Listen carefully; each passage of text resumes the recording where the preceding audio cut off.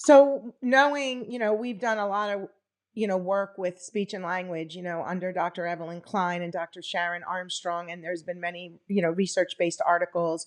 And one of the things that I was so passionate about when I first met Dr. Klein was to be able to assess children with SM, because now we find over 30% of children with SM have an underlying speech and language. So putting bilingualism aside and being a speech pathologist, like for us, we have this evidence-based way of assessing children with SM, because one of the biggest problems is a child selectively mute, whatever their why may be. How do you assess a mute child's speech and language? Sure, videos from home and hearing them speak, but an actual kind of, concrete, true way of assessing their language. And I'm sure you're familiar with the ability to use parents as evaluators. So Really. So important. right? So for us, under the guidance of a speech and language pathologist, they will assess the child's true skills using standardized measures. And it's a very valid way of testing kids. And a family may go, well, wait, why? Because the child is the most relaxed with their parent. And so when they see a stranger, someone they don't know, it takes them a while to warm up. They may never speak to the level, because children that are anxious may speak quiet, even if they can speak, right? Quiet, one or two words. They may not be initiative and elaborative. And do they have a speech and language difficulty, or are they anxious? And so using these test methods, and we do so much speech and language testing. I mean, people travel from everywhere and anywhere for us to do these evaluations. They then share it with the school. And it's so important to be able to see. And so what are the screening questions that you give families, like at home, like for a child that does have a speech and language issue underlying? We'll get it, with the bilingualism, of course, and we'll get into that. But I think it's really important, since you're a speech and language pathologist, to kind of touch on that, if that's okay. Yeah, no, absolutely. I think that one of the things that just want to add on what you're saying is that when you're anxious, you don't perform the way really you're able to. Even, for example, a lot of people say, oh, yeah, but they don't need to talk if we assess their comprehension. But when they're really anxious, the amygdala just fogs their brain, and even the answers that they might not necessarily be, oral answers, can be fogged by the anxiety. So one of the things, so we are the same. I have to say, maybe in the UK, we don't necessarily have a standardized, we work on standardized assessments, but most of them actually are still very much, run by speech therapists. And the problem is that they will never speak the same way. So I have a whole list of scenarios and situations and questions that allow me to assess the MLU, which is the mean letter of utterance. So how many words do they use, the grammatical structure, how do they respond, how do they respond socially, do they understand, do they have to be given specific cues, do they have to respond, do they have to repeat the questions again, because again, memory plays a big role. So also, if a child is slightly older, reading, decoding, writing, all this sort of thing that we gather, and as exactly as you said, we gather always in the same way. So the more responses we have, the more evidence we have, because obviously as a speech and language therapist, I also do analysis. But why do they have that problem? Why do kids, do we discover, and you've written a few papers on it, actually more than a few papers, is because of the uses of the language. And this is where the neurodevelopment is really important. And we do this a lot with people that have had a stroke. So when you don't have the opportunity to use language as often, you lose or you don't gain the same experience as children that they can speak. That is really why it's so important for people like you and I to make the world aware that SM is not something that we've made up, but we really want people to see it as soon as they can, because the earlier it's treated, the child will be more resilient. And we're not talking about a child that has been in school for many, many years without the opportunity to use language appropriately in an educational setting. Right. No, exactly. And so one of the things that at least I would tell a family is, when your child is at home and talking to you, are they initiative? Are they elaborative? Do they say, I don't know a lot? A lot of kids with speech and language issues will go, I don't know. They get frustrated trying to explain themselves. And you find out that a percentage of these kids do. And why I think it's confusing for some parents, and why, I mean, in my opinion, testing is valuable, is that parents can read their children's nonverbals like no other.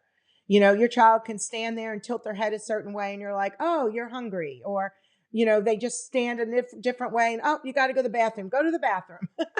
Like we read them. So we don't, their language for us, it's like, it's different. And when they get into the school environment where the language, as Dr. Klein said, is deconceptualized language, it's so much harder for these kids. So now we've got kids that may have a speech and language issue, but they may not. And then there's the bilingualism. So understanding the whys, but let's talk a lot. Let's get back into the bilingualism. But I thank you about that, because I think it's important for our listeners to understand from a speech and language pathologist how important it is to understand whether your child does or doesn't have an underlying speech and language issue, expressive, receptive, with the majority having more expressive challenges for sure.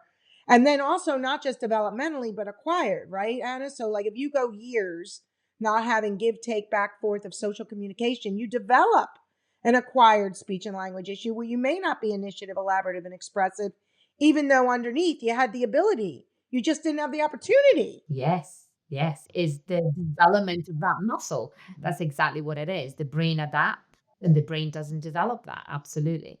I love that with the brave muscle, because that's like hand over takeover. I tell people all the time that simple act is like going to the gym and working your biceps. It's your social communication, you know, muscles. That's so we're basically, there's a lot of similarities coming at it from different perspectives.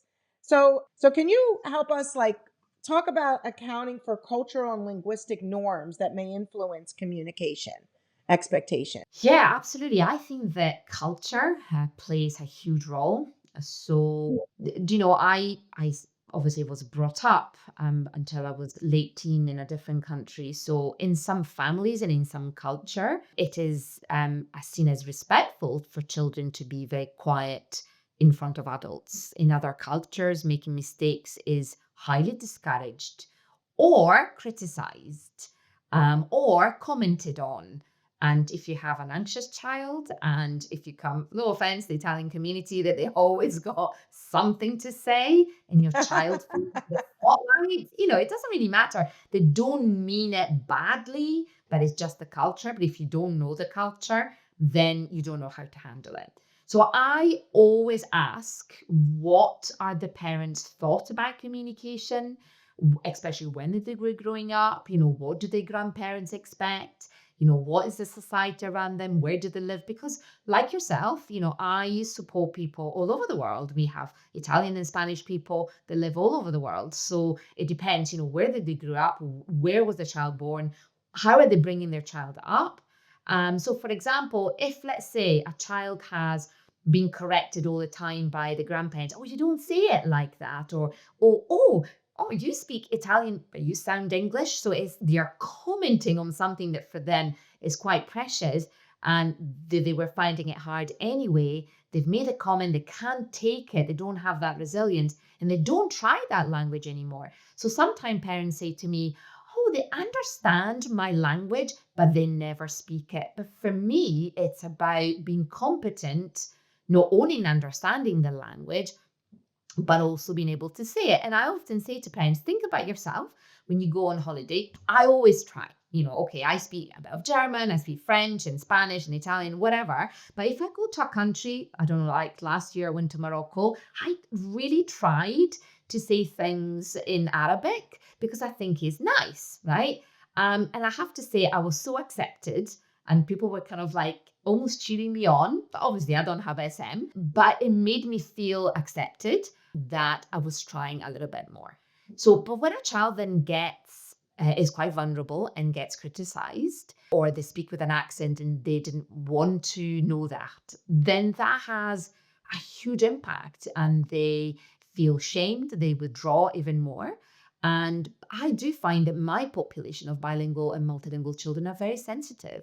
And this could be a turning point in their willingness to even continue to try to speak or to use the language that maybe is used at home.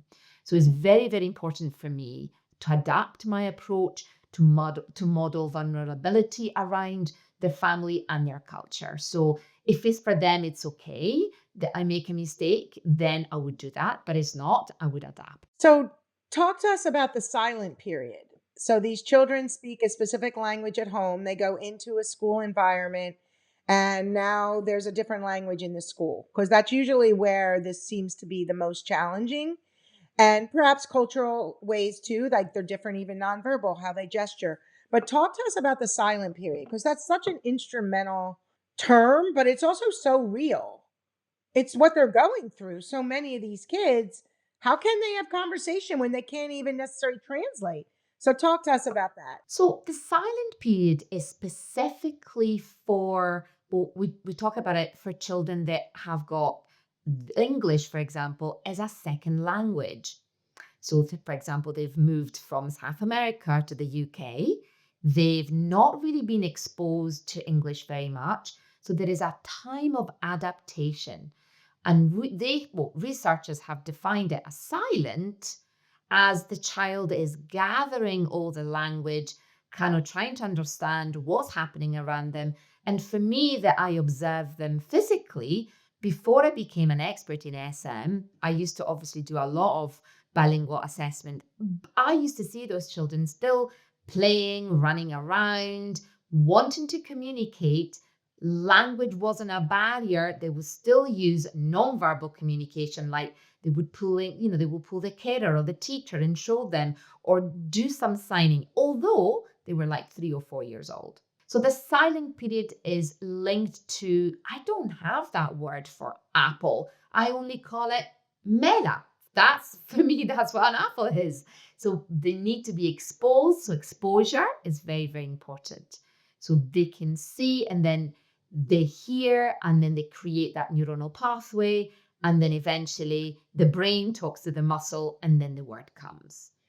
But when that silent period is longer than 6 months and is not just based on speech, so these children find it really difficult to imitate. So you say apple and they repeat apple, or they don't sing when you're singing. They don't copy any, I don't know, Incy Wincy Spider songs or whatever. So they are frozen. So we see that naturally they are not moving around the kindergarten or preschool or at school time is definitely way more. And this is what I teach teachers. You've got to look beyond the ability to make sounds. They don't even sneeze, they don't even cough, they don't even cry.